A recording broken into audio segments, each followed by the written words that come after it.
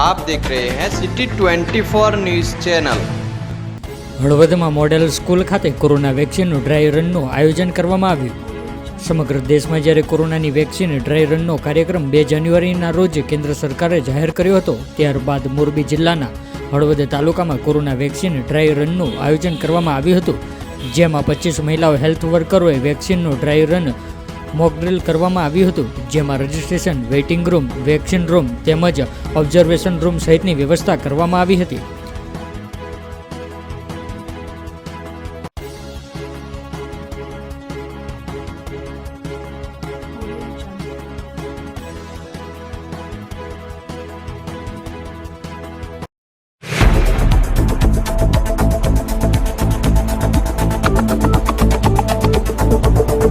आप देख रहे हैं सिटी 24 न्यूज़ चैनल।